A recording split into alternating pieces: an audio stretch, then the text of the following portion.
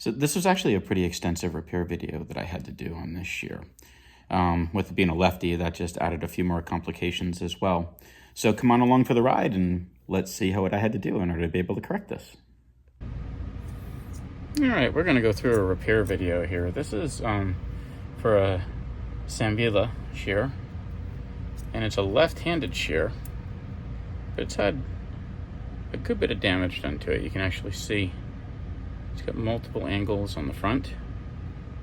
I don't know why you can see that. And the early entry of the shear is beat up pretty badly.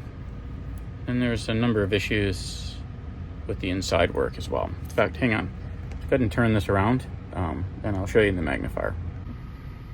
All right, so you can see the multiple angles that are on the shear. You can see the issue. It's right here in the early entry.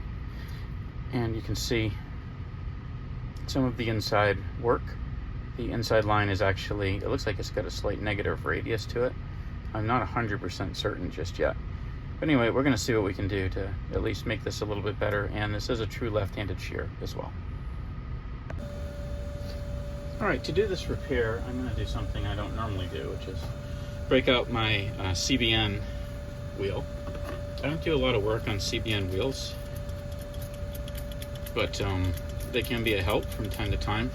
Because in this case, I actually want to go ahead and rework the face of the shear. So I'm going to see if I can bring it in with this CBN wheel.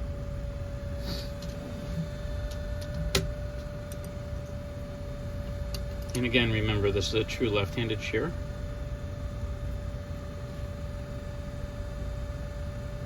So we'll set her in our fixture. Let's see if we can cut that throat in.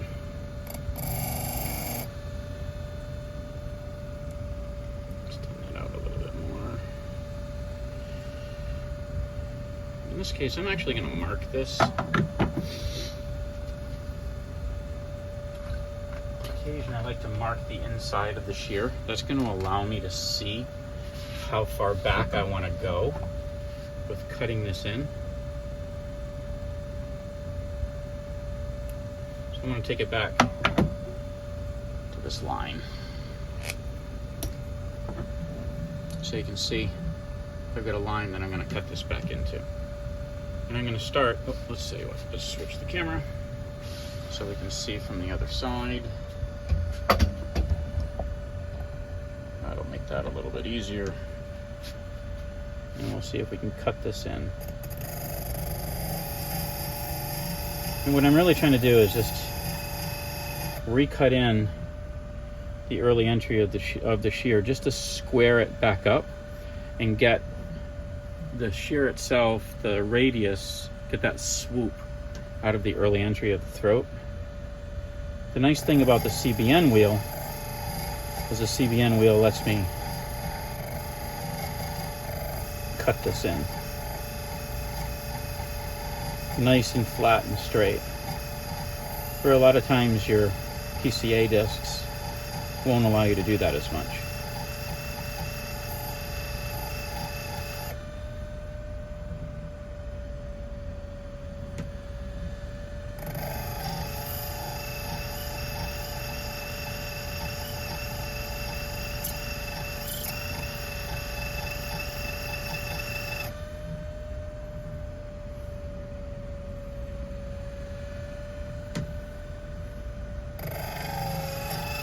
The secondary angle on this was also very shallow.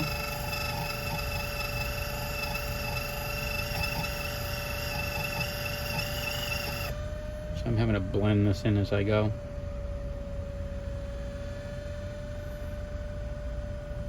All right.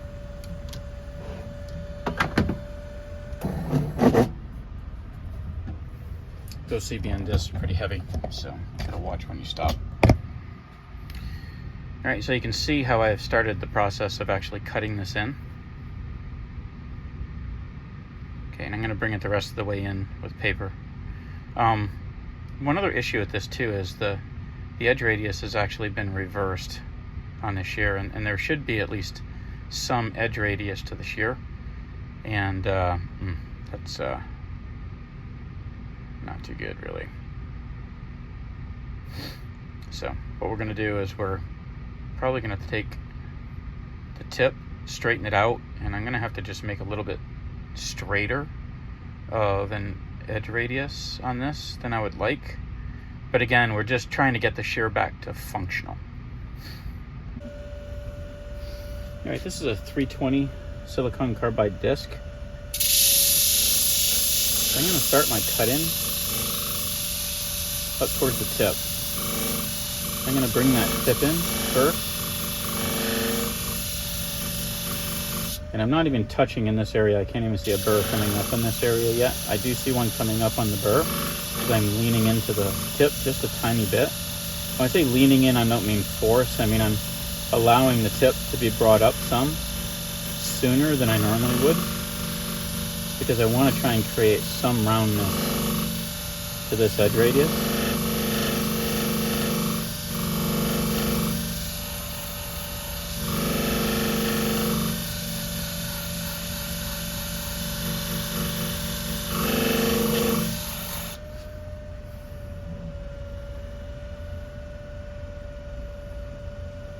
All right, so right now, I realize this looks pretty terrible. I mean, it basically has an actual hefty bevel on the blade, and you can see that it's a very straight edge radius.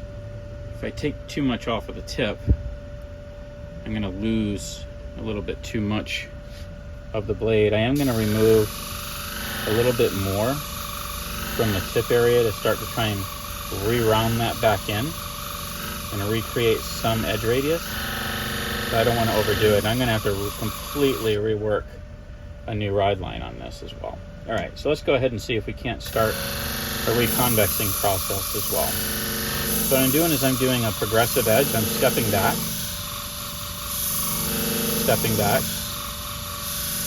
stepping back, and I'm doing some convexing. So I'm going to flip this over and see where I'm at. I need to do more specifically in the throat area, not in the actual cutting part of the edge, but in dressing in the throat area.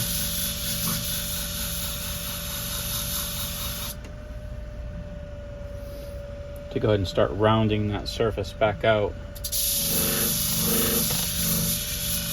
Bring that edge all the way back in. This is actually a pretty extensive repair. The majority of the blade looks pretty good. Just the early entry is a little bit weak on the look of the convex. Almost has like a little bit of a bull nose just in the very early entry of that throat. What I'm doing is I'm just moving further to the right on the wheel. And the reason I'm doing that is it allows me to pass further up onto the wheel around the curvature of the wheel to get in a little bit closer into this area of where that crotch of the shear is, or that throat of the shear is, to try and round that section out just a little bit. So this is not spot on perfect, but it's a whole lot better than it was. All right, and we're gonna stop there, because inevitably, if I keep going, I'm just gonna create more problems. All right, so you can see now that we have a reconvex surface on the shear.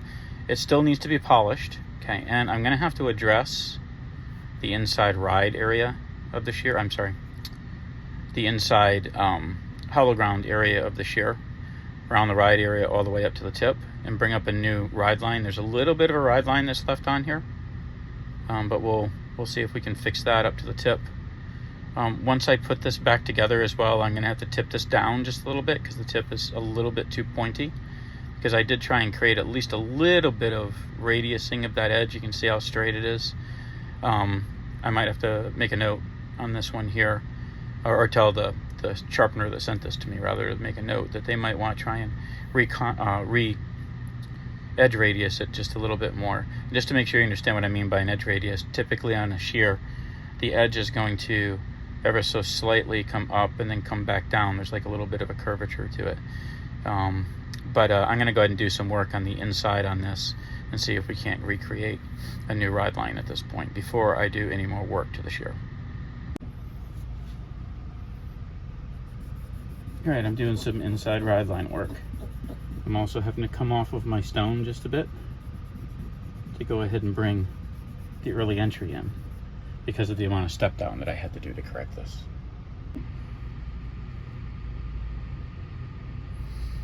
All right, you can see here that we now have, let's see if we can get a shot of this. Come on, light, there we go.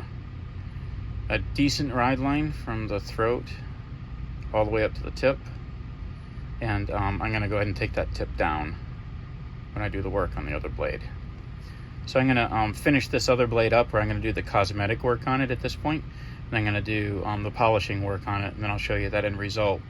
Then I'll do the other blade all the way through. We'll put this back together and show you what we come up with.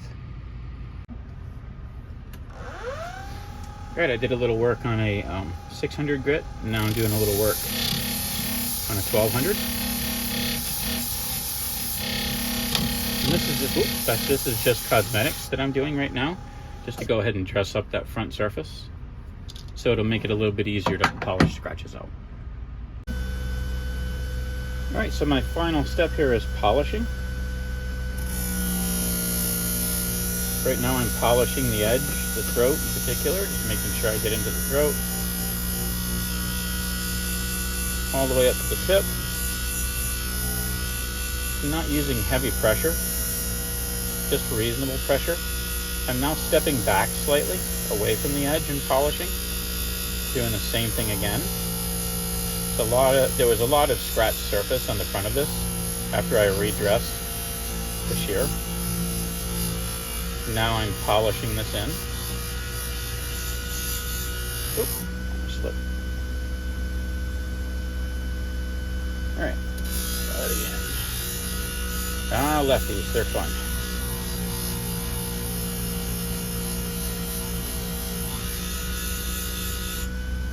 I am lifting the tip up a little bit more than I normally would, but I'm getting ready to change this disc out that I use for doing the polishing.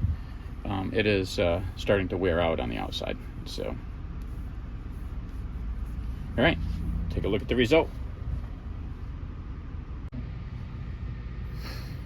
All right, you can see that we have a fully reconvexed shear.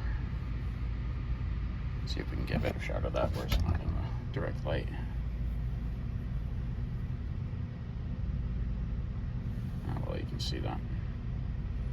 There we go. It's really tough to shoot stainless steel because of light glare.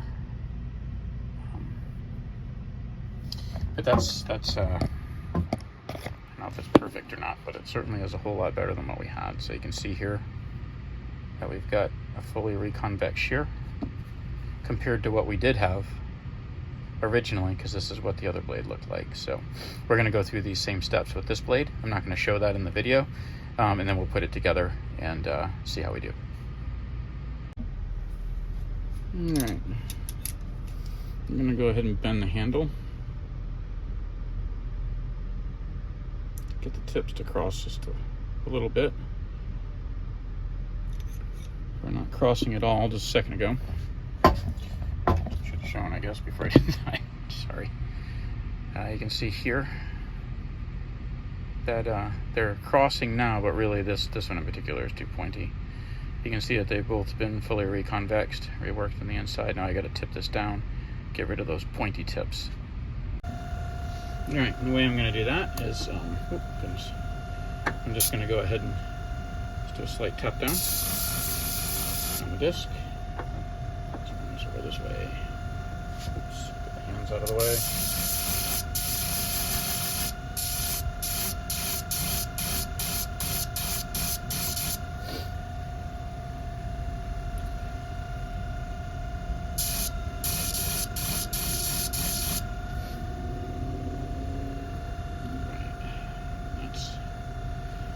Tips out. I'm going to go ahead and round these. I am running this right-handed right now because I'm not actually doing the sharpening. I'm used to doing the rounding this way here, so I'm getting that hard corner off. The tough part on lefties, this one's going to be tough because this one's still just a little too pointy, but I don't want to go crazy with shortening this blade either. All right, that's pretty good. I'm gonna reverse this around the other way because I now have to take the ever so slightly sharp edge off of the edge of the tip as well. Now that I've reworked this in, I'm gonna slow this down to do this. It's called kind of chamfering off that front edge, just along the tips right here. All right, and now I guess we'll give her a test, see how she does. All right, we'll do a couple of tests on this thing here. Now we're going to test obviously with our left hand. Cut test. Cuts nicely, pulls away from the tip fine. I'm looking more for push than anything when I check that way. I'm going to test on here. I have dog fur with me today, so. Nice clean cut all the way up to the tip. Down in the throat. No push.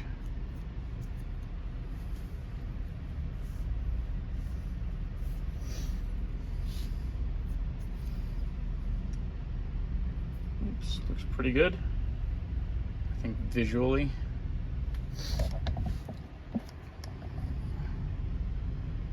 The shear is looking fine. Darn, I want to get in some light here. There we go. Visually, the shear is looking pretty good compared to what we had. So I think this is ready to go back to the customer. So I hope that this actually helped you. Again, if there's ever any questions that you have, you're always welcome to contact me. I'll leave my contact information below. If you're interested in any of the pieces of equipment that I use, I sell those. I sell all of the major brands that are out there that are good quality brand sharpeners. And also, if you ever need any training or if you have any questions regarding that, I'm also happy to do that as well. I've trained a large number of the sharpeners around the United States. So if you want to give me a shout, contact information is below. And like I said, I hope this was a help. We'll talk to you soon.